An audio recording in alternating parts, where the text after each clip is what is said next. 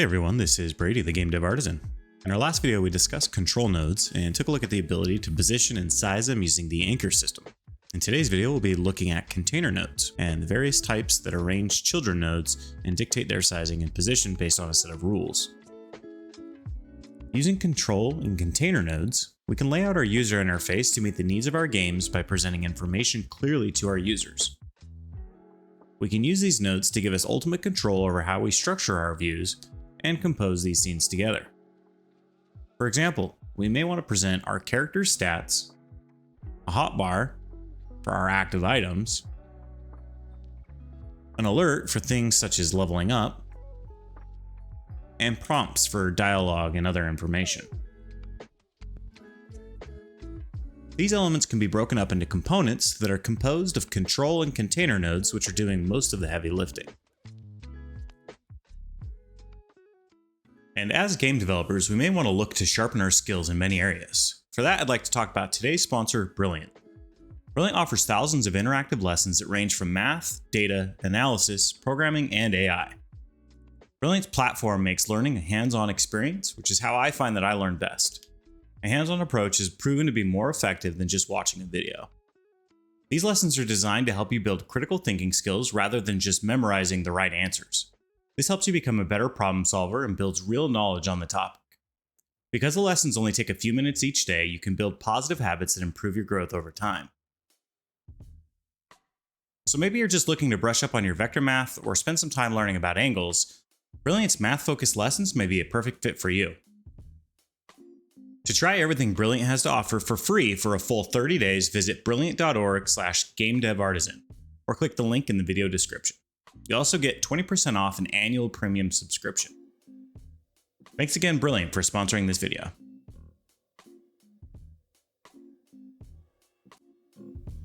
To get started, let's take a look at the container class, which extends our control class. This means that all containers have the ability to position and size using the anchor system, which we previously discussed. When you're using a container node, you have more capability to lay out your children nodes based on a set of rules, which are based on the container node that you choose. All of the child control nodes within a container will have their size and positions automatically updated, which means that manually setting the position or size of those children can cause them to be changed whenever the parent's container is updated. This behavior does allow for children to rely on their sizing and positions to be updated whenever the parent resizes. This is where the use of a control's sizing options comes to play. Whenever a control is a child of a container node, it will have the ability to define its own container sizing options, and these are defined per axis, whether horizontal or vertical, and their behaviors are implemented for each container type. As a quick review, we have the fill, expand, shrink begin, shrink end, and shrink center as options for our container sizing options. The stretch ratio determines how much the expanded control nodes will take up relative to one another. The percentage that this node will stretch is a ratio of the sum of all of the expanded ratios. For example, if we had an H-box container that has 3 children, each with a ratio of 1, they will take up the same amount of space, which is 1/3, or a third of the container each. But if the first element has a ratio of 2, well then it'll take up twice the space of the other 2 nodes, or 2 out of 4, as 4 is our total stretch ratio. You can see that as an example if we create a H-box. Set its width to expand across the center, add a color rectangle, and give it a base size of 32 pixels each.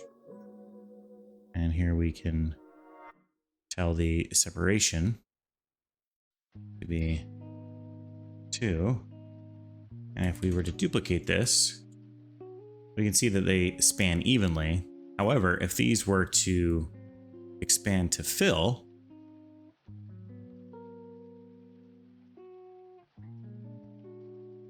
we could adjust one of these to have its container sizing with a stretch ratio of 2. We can see that it takes up twice as much space.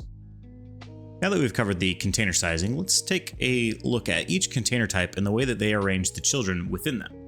The panel container keeps all of the children control nodes within the area of the defined style box. Panel container does override the control mouse filter behavior by automatically setting it to stop filtering by default. This allows the panel container to receive input events and respond to those accordingly. It's important to note that we can update the style of our panel by overriding the theme property style box panel property. This can be seen in the themes override styles section, where we could select the panel and create a new style box.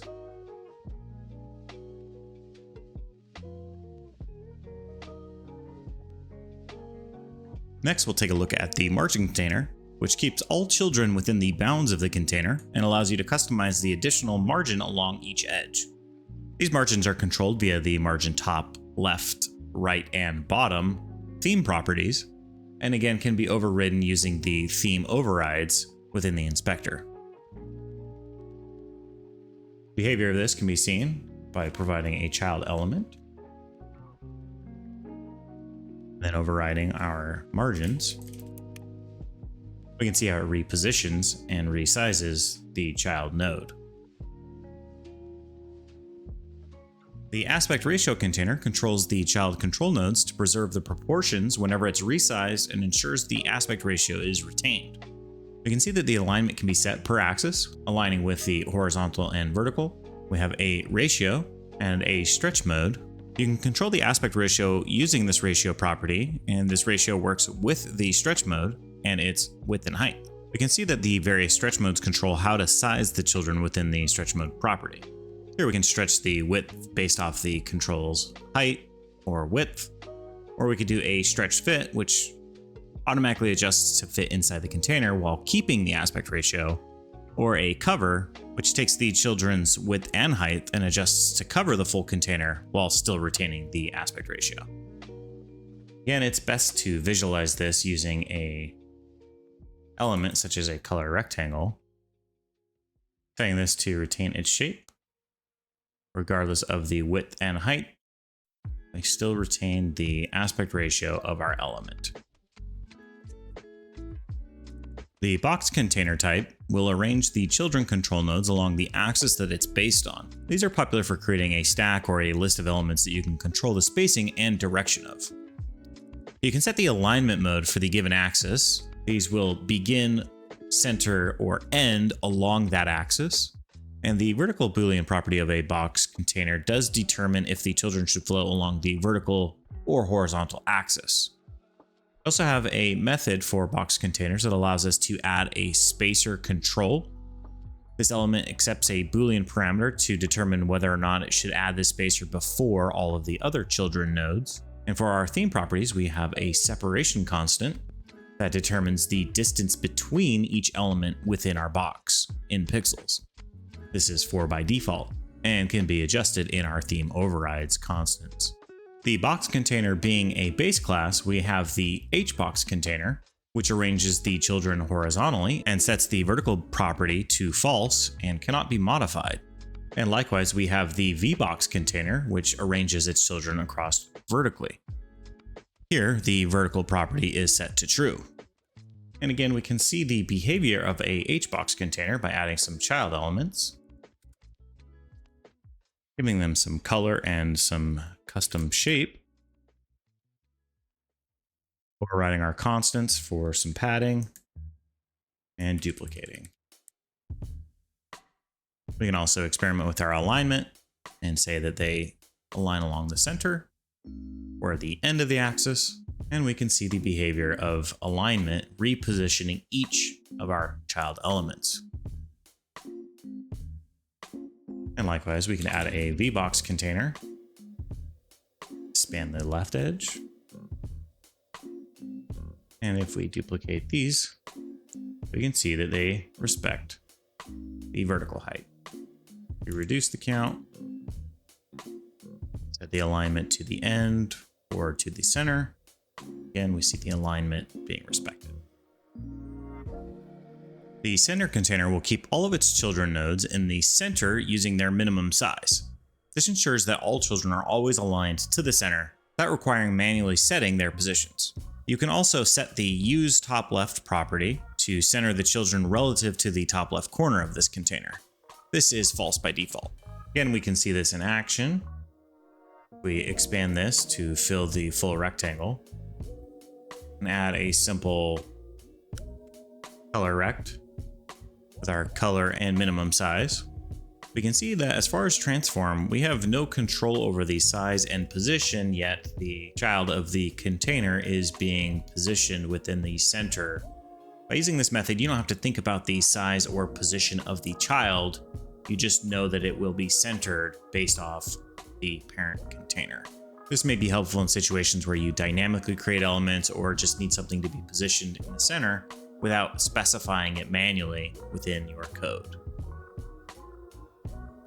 The flow container will arrange all of the children along the respective axis, and when space runs out along that axis, it'll wrap the children to the next line or column depending on which axis we're looking at. Similar to the box container, you can set the alignment along a given axis using the begin, center, or end. The vertical Boolean property for this container determines whether or not the children should flow along the vertical or horizontal axis. The getLineCount method will return a number of lines for this container based on how many items have wrapped around the axis bounds.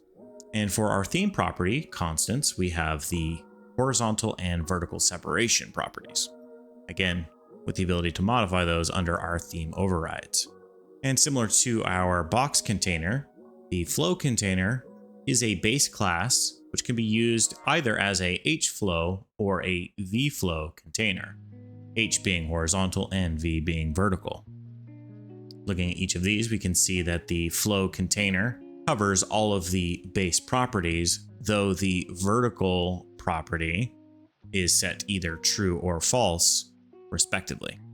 And to demonstrate the flow container, we can manually set a position. And as we define our horizontal and vertical separation and duplicate our elements, we can see that as the elements extend beyond the bounds, it repositions and flows. Now, the great thing about a flow container is each element does not need to be the same size. So for example, if we had a slightly wider, maybe double wide, we can see that as this extends, it pushes the other elements out. We could duplicate this in various ways as well. Also note that the flow container can have the vertical position manually set, or you could use the extended VFlow or HFlow container alternatives. A grid container node arranges its children along a grid layout with the number of columns that can be defined with a default of 1, and the number of rows within the grid will be determined based on the number of elements within that container. And this can be calculated as a floored number of the count of all children divided by the number of columns. The theme property constants for horizontal and vertical separation can be defined to determine how much spacing to apply between the child elements. And we covered the grid in the previous episode. However, if we want to visualize, again, we could set a default size, give a set number of columns, let's go with 4, and start adding our child elements. Now, the difference between the grid and flow container is that the grid container has an explicit number of columns, and we can't shrink below the minimum width of our columns. The scroll container should only contain a single control child, and when the child is larger than the container, it will add scroll bars around the node to allow scrolling along those desired axes. Scroll bars will be added based on the control's custom minimum size for the child within the container. The control clip contents property will clip the content of the child if its size exceeds the container's bounds, and this is enabled by default. The follow focus property will automatically scroll to the focused children to make them fully visible. This is set to false by default. The scroll mode can also be defined for each axis for horizontal scroll mode and vertical scroll mode using the scroll mode enumerator. Here we have a disabled scroll bar where the scroll bar will be invisible, the auto mode, which will be visible only if it's necessary, the show always, which will always show the scroll bar, and show never, which means that the scrolling will be enabled, but the scroll bar will be hidden at all times. We also have the ability to set the scroll dead zone, which is for touch scrolling, and a lower dead zone results in some more sensitive scrolling. And next we have the scroll horizontal and scroll vertical properties, which allow you to control how far into the scrolling you are along those axes. It's important to note that if you are adjusting the scroll horizontal or scroll vertical positions, that you call them using set deferred within the ready function, as the scroll bar's range max value hasn't been initialized yet. Next, we have the scroll's horizontal and vertical custom step properties, and this overrides the scroll bar's custom step and is for the clicking on the internal scroll bar for increment and decrement buttons. And lastly, for the methods, we can see that we have an ensure control is visible, where we can pass in a set control node that we want to make sure is visible. This control must be a direct or indirect child of the scroll container, as it is used by our follow focus. If the node was just added during the same frame, then you may want to wait until the next frame using the process frame from the scene tree, using this example here. And next, the getH or getV scroll bar will return either the horizontal or vertical scroll bar from the scroll container. Note that the scroll bar is an internal and required element, and if you attempt to remove or free it, you could crash your game. If you're looking to disable or hide the scroll bar, you can use the horizontal scroll mode as invisible. And lastly, for our theme properties, we have a style for the style box for the panel property. Again, this can be overridden in the theme overrides and specifying the custom style box that you would like to use for this container. And as an example, we can add something like a rich text box with a large number of text. It would clearly define the need for scrolling. And here we can set the layout's minimum size for our X and Y.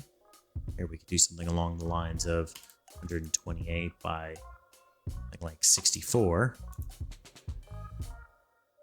Now, so long as the elements are larger than or smaller than the split container takes two child nodes and places them side by side with a dragger element. This respects both the horizontal and vertical flags as well as a ratio. You can drag the dragger to change the size ratio between each child. The dragged signal is emitted when the dragger is dragged by the user. The collapse property controls whether or not the first control will be collapsed and if our dragger is disabled. The dragger visibility determines whether or not our dragger is visible based on the dragger visibility enumerator. Those can be visible, which will show the dragger when our cursor hovers it, hidden, which will never show the dragger, and hidden collapsed, which the split dragger is never visible and its space is collapsed. Next, we have our split offset. This property is the initial offset of the split between the two control nodes, with 0 being at the end of our first control. The vertical boolean determines whether or not the split container will arrange along the vertical or horizontal axis. Next, we have the clamp split offset method that will take the split offset value to make sure that it never goes outside our currently possible minimum and maximum values for this container. And for our theme properties, we can see that we have quite a few constants. We have the separation, the minimum grab thickness, the auto hide boolean, as well as a section for the different textures for our grabber, either along the horizontal or vertical directions. Again, to visualize split container, we can use two control nodes. And here we can set the margin container to fill and expand, and we'll expand it vertically. And let's also set this to fill our full rectangle. And instead of having just one section, let's go ahead and add a panel container to the right. And if we were to test that, we can see that we have a dragger that we can click and adjust the size of our two elements. And again, split container is a base class, so we have the horizontal and vertical versions of this, which again do everything that the base class does except for it locks in the vertical Boolean respective to its axis. So the horizontal split container's vertical property will be set to false and cannot be changed. As for the vertical split container, the vertical property will be set to true and cannot be changed. You may want to use the base class if you would control whether or not your elements flow along the horizontal or vertical axis within your code and could change dynamically. The SubViewport container is a special control that will only accept a single SubViewport node as a child, and it displays it as if it was an image. This size is based on the SubViewport size unless it has its stretch mode enabled. Do note that changing a SubViewport container's control scale will cause its contents to appear distorted. To change its visual size without causing any distortion, you should adjust the node's margins instead if it's not already inside of a container. Note that the SubViewport also forwards mouse enter and mouse exit notifications to its SubViewports. The focus mode property overrides the control's default behavior and is set to 1. This means that when the viewport is clicked on, the focus will be acquired. The stretch property allows the SubViewport to automatically resize the control size. The stretch shrink property divides the SubViewport's effective resolution by the value while also preserving its scale. This can be used to speed up rendering, and stretch must be set to true in order for this property to work. Next, the propagate input event method is a virtual method that can be implemented, and if it returns true, the event is then propagated to the SubViewport children. And propagation does not happen if it returns false, and if the function is not implemented, all events will be propagated to the SubViewports. The use of SubViewports is a little bit more intermediate to advanced, and I will be covering this topic in a future video based on a game jam that I did recently. So make sure you're subscribed to get more of that later. And the tab container allows for multiple children control nodes to be stacked on top of one another, and only a single control node will be visible at a time. It'll create a tab for each child element at the top of the tab container, and these tabs will have their titles generated via the node's name. But this can be modified using the setTabTitle method. Also note that the tab bar being created by this class means that you don't need to create your own tab bar. The all tabs in front property determines whether or not the tab should be drawn in front of the panel, or otherwise they will be drawn behind the panel.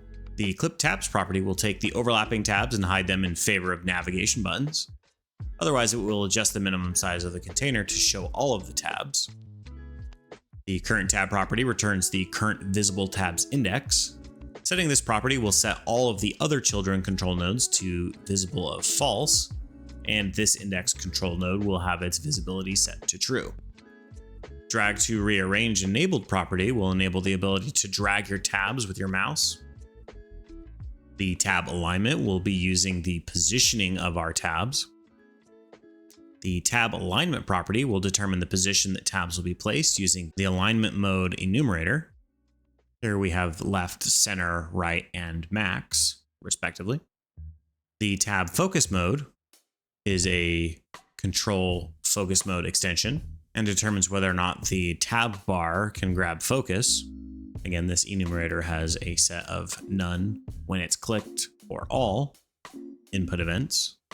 The tabs rearrange group integer is a property that determines which group ID the tab containers can be moved within. Other tab containers with the same group ID can freely drag their tabs between each other, though the drag to rearrange enabled must be set to true. The default of -1 means that rearranging between tab containers is disabled. The tabs visible property determines whether or not a tab and its content will be visible. And the use hidden tabs for min size property enables the hidden tabs to factor their minimum size to affect the total and not just use the currently visible tab for its positioning and sizing. The tab container has several methods for manipulating the tabs and the underlying elements. To start, we have the getCurrentTab control, which returns the child control at the current active tabs index. Get popup, which returns the popup node instance if one has been set using the setPopup method.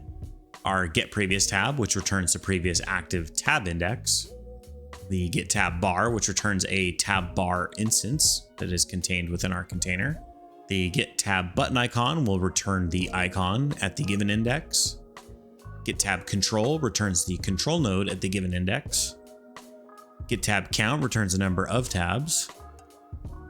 getTabIcon returns the texture 2D that comes from the tab at the index. The getTabIDX@point returns the index of the tab at a specific local coordinate. It will return -1 if the point is outside of the control or if there are no tabs at all. The getTabIDX from the control, which returns the index of the tab that is tied to the given control. Note that the control must be a child of our tab container. The getTabMetadata, which returns metadata value set to the tab of that index. The getTabTitle returns the title of the tab at index.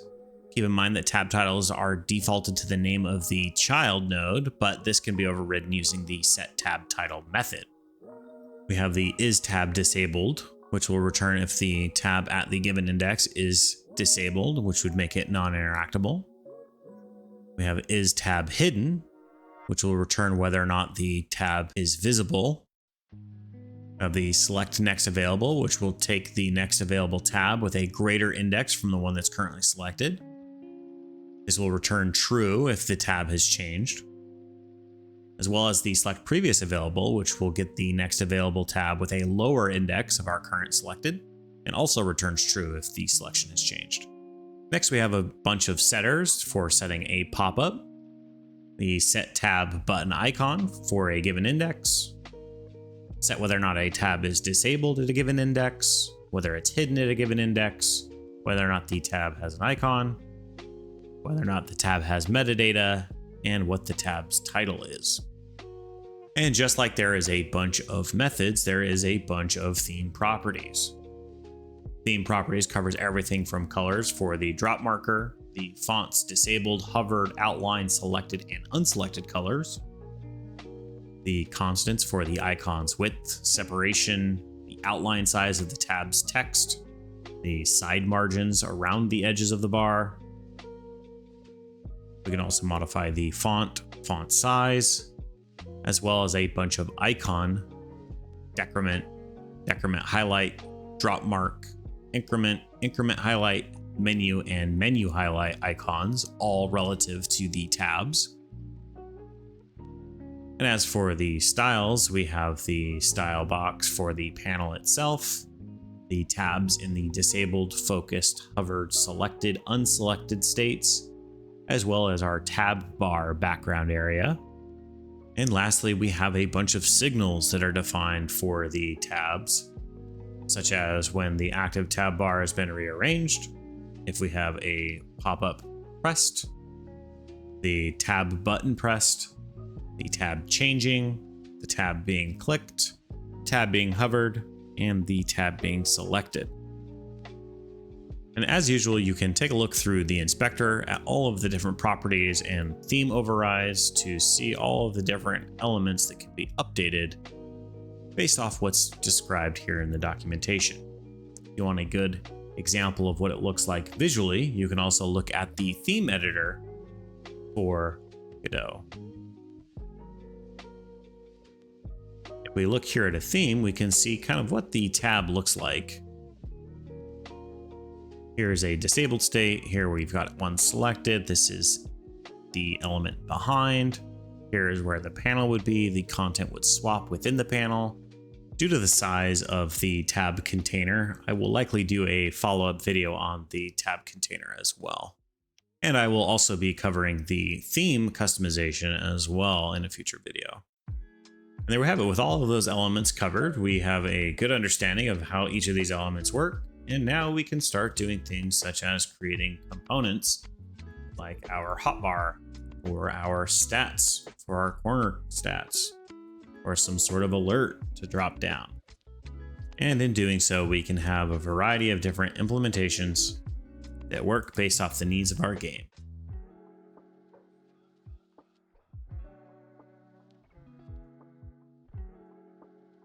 I hope this helps in understanding the different types of container nodes within Godot and how they can be used to better lay out the user interface of your designs.